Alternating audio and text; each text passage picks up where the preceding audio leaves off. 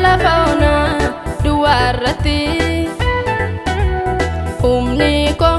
sibiraa namne utubaa abiddaaf duumessaan si gaggeesse ooti hojii koo kana hundumaa dagatte mati yaadaa kee isa fokkisaat kuftee ooti amanamummaa kee kan bara ijoollummaa sana maaliif daagatta cubbuudhaan guutamtee galmam dachiifamtee achi maaliif hanqatta amanamummaa kee isa ganamaa sana maaliif daagatta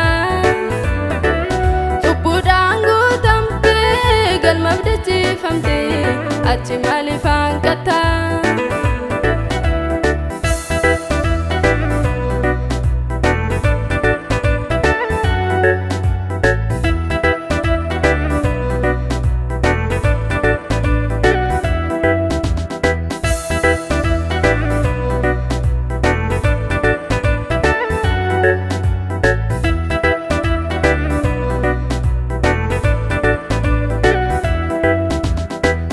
dadhabe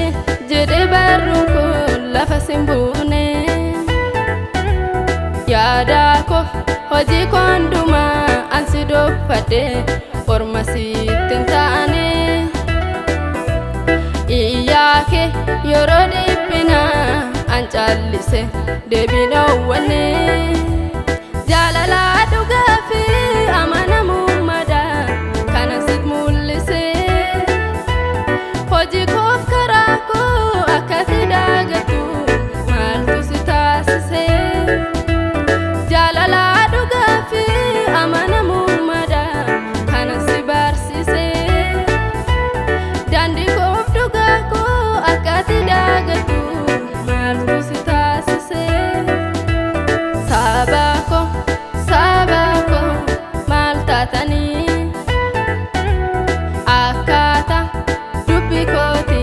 jiraachuu koo hundaas dagattanii saba koo maal taatanii akkaataa dubbii kooti jiraachuu koo hundaas dagattanii waaqni keenyaan jiru unuun isin beeku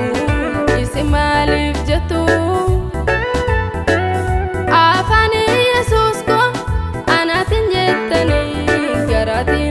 narra fagoo jirtu